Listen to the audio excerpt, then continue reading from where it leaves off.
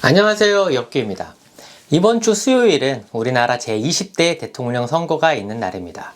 사실 지난 주말부터 사전투표가 시작됐기 때문에 이미 대통령 선거가 시작됐다고 할 수 있습니다. 그래서 대통령 선거를 바라보면서 학생들이 반드시 알아야 될 내용과 그 다음 대통령 선거와 관련된 그런 재미있고 유익한 정보들을 담아보았습니다. 그럼 지금부터 시작하겠습니다.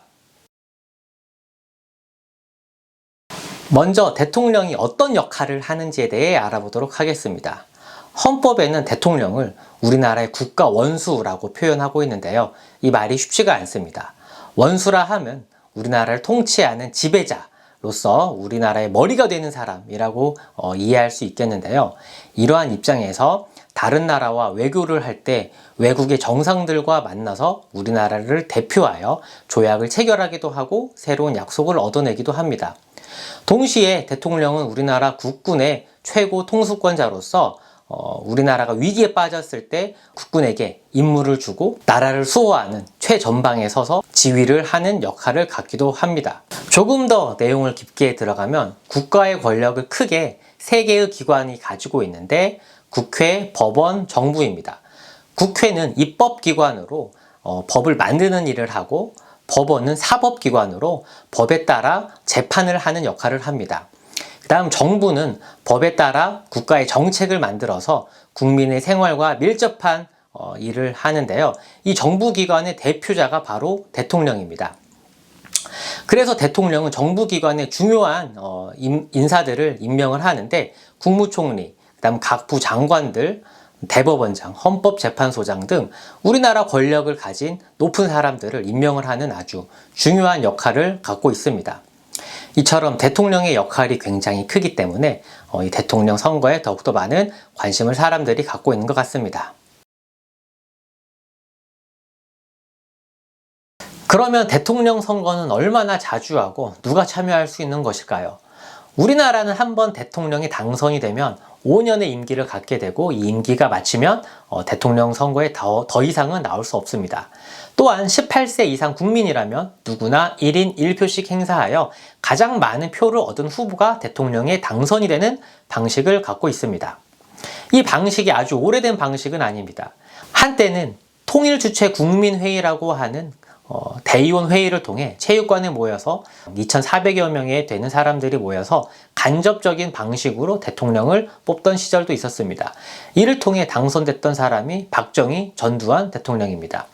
또한 박정희 대통령 같은 경우에는 무려 5번이나 대통령이 당선이 되었는데요. 16년 동안 우리나라를 통치하기도 하였습니다.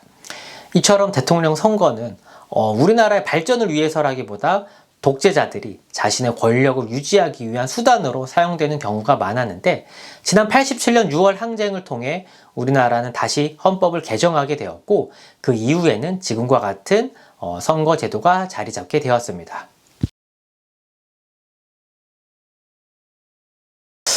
조금 무거운 이야기 말고 좀 친숙한 돈 얘기를 한번 해볼까 합니다. 우리나라 대통령은 얼마의 연봉을 받고 일을 하고 있을까요? 지난 2021년을 기준으로 약 2억 4천만 원의 연봉을 받고 있다고 합니다. 직장인 기준으로 1억 원 연봉이 되어도 적다고는 하지 않는데 그걸 생각해보면 많은 액수일 수도 있습니다. 하지만 대통령의 권한과 책임이 정말 막중한데 그 정도밖에 받지 않아 라고 생각할 수도 있는데요. 이 부분은 대통령이 가지고 있는 지위와 권한을 생각해서 그 정도로 넘어가도 될 것 같습니다. 그리고 대통령 후보가 되면 3억 원의 돈을 내야 합니다. 이는 일정한 표를 득표하게 되면 다시 돌려받는데요. 15% 이상 득표를 하면 낸 돈의 전부를 돌려받고 10%에서 15%의 득표를 하면 낸 돈의 절반을 돌려받는다고 합니다. 이는 아무나 후보가 되는 일을 방지하기 위한 제도라고 생각하면 되겠습니다. 사실 저 같은 사람이 정말 나라를 사랑하는 마음으로 내가 대한민국의 대통령이 되겠어 하고 출마했다고 합시다. 물론 좋은 뜻을 가지고 나왔지만 저 같은 생각을 가진 사람이 여러 명이라면 후보가 1000명, 10,000명이 되겠고 그러면 대통령 선거가 온전히 치러질 수 없겠죠. 그래서 이러한 일을 방지하고자 3억 원이라는 기탁금을 내고 대통령 선거에 후보가 될 수 있다고 합니다.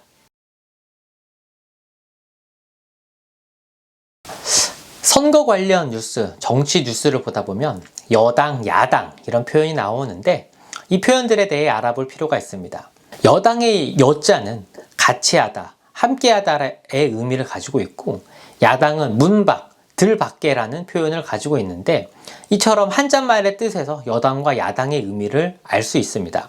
대통령을 배출한, 대통령이 소속된 정당을 여당이라고 하고 그렇지 못한 정당을 야당이라고 합니다. 그래서 개수로만 보면 여당은 한 개의 정당이 되겠고 야당은 나머지 여러 개의 정당이 되겠죠.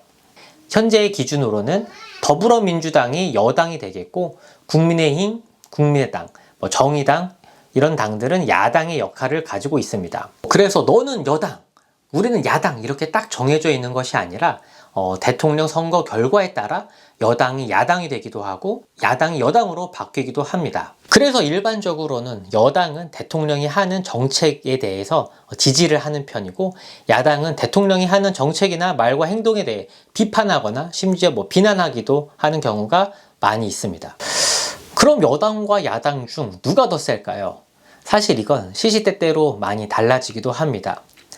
야당이지만 국회의원 숫자가 여당보다 더 많아서 야당의 목소리가 더 큰 적도 있었고 심지어 여당임에도 불구하고 대통령을 비난하고 비판하면서 대통령의 지위를 흔든 때도 있었습니다.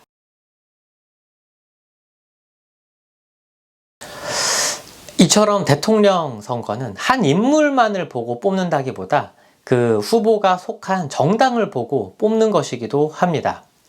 왜냐하면 대통령에 당선이 되면은 아까 얘기했었던 것처럼 여러 장관, 국무총리, 그다음 국가의 권력을 가진 사람들을 임명을 하는데 이렇게 임명을 할 때 자신이 소속한 정당의 사람을 임명을 하거나 혹은 이 정당과 서로 목표와 뜻을 같이 하는 사람을 임명하기 때문입니다. 예를 들어 조금 민감하지만 세금 문제를 생각을 하면은 어떤 정당에서는 소득이 높은 사람에게 더 많은 세율을 부과해서 사람들에게 나누어 주는 것을 선호하는 반면 어떤 정당은 소득이 높은 사람들의 세율을 줄이는 것을 정책으로 내걸기도 합니다. 교육 문제, 외교 문제, 국방 문제, 부동산 문제에 있어서 정당별로 가지고 있는 생각과 정책이 많이 다릅니다. 그래서 우리는 투표를 할 때 내 정치적 성향이나 내가 가지고 있는 뜻과 조금 유사한 정책을 가지고 있는 정당을 선호를 하고 그 정당의 후보에게 대통령 한 표를 행사하곤 합니다. 3월 9일 저녁 7시 30분이면 출구조사 결과가 발표가 되고 다음날 새벽쯤이면은 당선자가 누구인지 어느 정도 윤곽이 나오게 되어 앞으로 5년간 우리나라를 이끌어갈 대통령이 누구인지 결정되는 순간을 맞이하게 됩니다. 현재 사실 우리나라는 많은 갈등 문제를 가지고 있습니다. 남녀 간의 갈등이 있고 나이대별, 세대별 갈등, 그 다음 지역 갈등 문제도 있고 보수와 진보 간의 이런 진영 논리 가운데 갈등 문제도 있습니다. 이런 갈등 문제를 해결을 하고 풀어내야 될 일을 대통령이 가지게 되는데 이 갈등 문제가 너무 심해서 어떻게 보면 학생들에게 조금 부끄러운 생각이 들기도 합니다. 어떤 대통령이 되든 자신의 정당이나 자신의 이익을 위해서 일을 하는 것이 아니라 혹은 권력을 연장하는 수단으로서 대통령의 권한을 쓰는 것이 아니라 우리나라 국민이 더 잘 살게 되고 우리 대한민국이 더 발전하는데 힘을 쓸 수 있는 그런 대통령이 당선되기를 바랍니다. 이상으로 대통령 선거와 관련된 내용을 마치도록 하겠습니다. 조금이나마 도움이 되셨다면 좋아요와 구독해 주시기 바라고 또 더 좋은 내용으로 찾아뵙도록 하겠습니다. 감사합니다.